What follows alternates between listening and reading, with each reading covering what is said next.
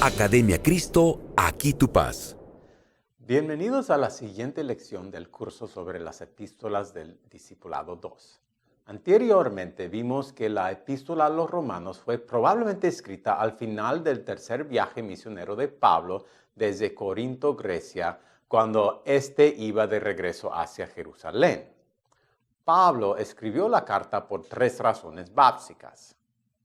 Primero, para obtener apoyo y financiamiento por parte de los cristianos de Roma para realizar un viaje misionero a España. En segundo lugar, para profundizar el conocimiento y la fe de los cristianos romanos con respecto al plan de la salvación. Y tercero, para cerrar la brecha cultural de la adoración entre los judíos y los cristianos gentiles. Mirando la totalidad de la epístola, los primeros 8 capítulos trataban de la doctrina de la justificación, que Dios Padre nos declara inocentes de la culpa y el castigo por nuestros pecados, porque su Hijo y nuestro Salvador Jesús los pagaron todos. Como resultado, somos justos ante Dios. Esa justicia no se basa en nuestros méritos, sino únicamente en la gracia de Dios. Escuche un hermoso resumen. Pero ahora, aparte de la ley, se ha manifestado la justicia de Dios y de ello dan testimonio la ley y los profetas. La justicia de Dios por medio de la fe en Jesucristo es para todos los que creen en Él, pues no hay diferencia alguna, por cuanto todos pecaron y están destituidos de la gloria de Dios, pero son justificados gratuitamente por su gracia mediante la redención que proveyó Cristo Jesús. La justicia de Dios por medio de la fe en Jesucristo es para todos los que creen en Él, pues no hay diferencia alguna, por cuanto todos pecaron y están destituidos de la gloria de Dios, pero son justificados gratuitamente por su gracia mediante la redención que proveyó Cristo Jesús. Pablo da inicio a la segunda mitad de la carta, expresando preocupación por el bienestar espiritual de sus compañeros judíos.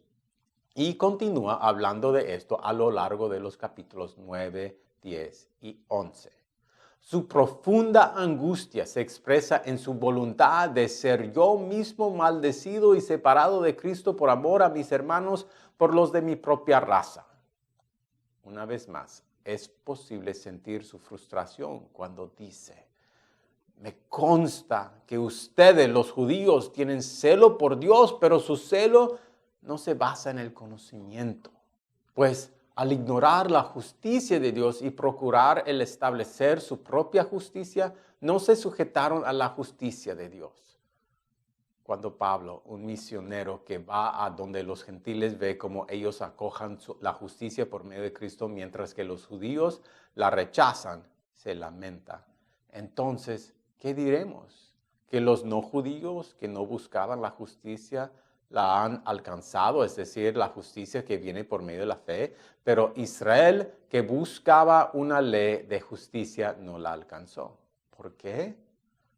Porque no la buscaba a partir de la fe, sino a partir de las obras de la ley. A los judíos, quienes se consideraban el pueblo especial de Dios y despreciaban a los gentiles, Pablo les plantea el siguiente enfrentamiento de realidad. Porque no hay diferencia entre el que es judío y el que no es. Pues el mismo que es Señor de todos es rico para con todos los que lo invocan. Porque citando a Isaías 52, versículo 7, dice: todo el que invoque el nombre del Señor será salvo. Aunque frustrado, Pablo sabía que no todos los judíos abandonarían la justicia de Cristo y se aferrarían a la suya propia. Seguiría existiendo un pequeño grupo el cual buscaría a Cristo en busca de la salvación. De hecho, Pablo esperaba que las bendiciones de perdón y paz de los gentiles pusieran celos a los de mi sangre y de esta manera salvar a algunos de ellos.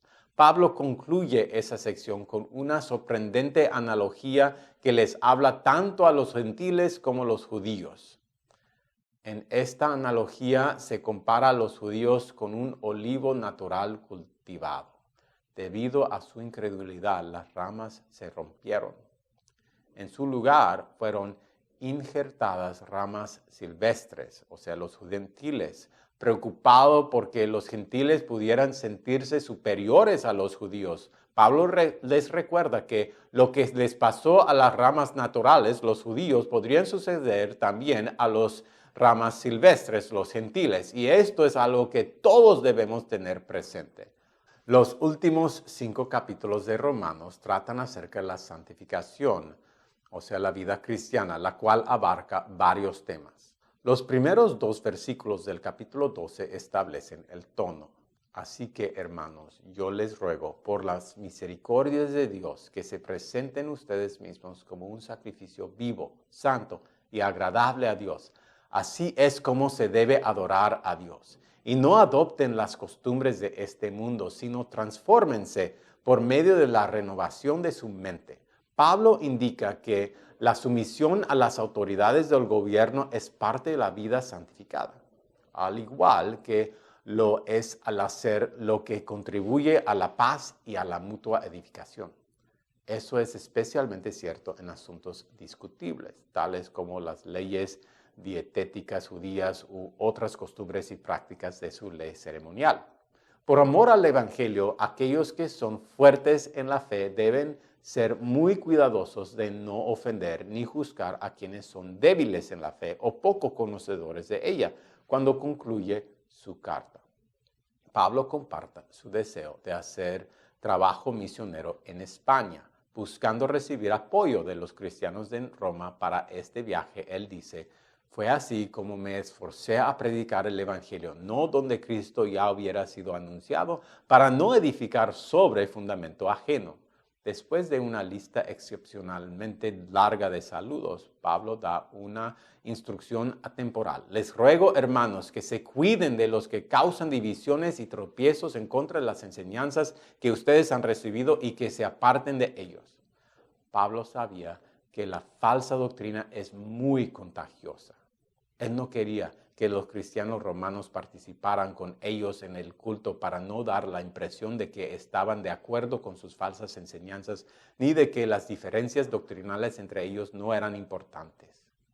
Al final, Romanos es una epístola que presenta claramente el plan de salvación solo mediante la fe en Cristo. Revela la profunda angustia que Pablo sentía debido a la incredulidad de sus compañeros judíos y brinda aliento para la vida cristiana.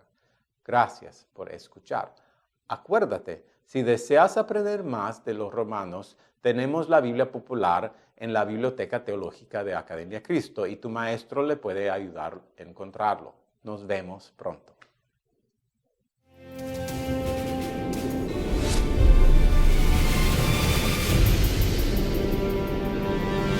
Academia Cristo, aquí tu paz.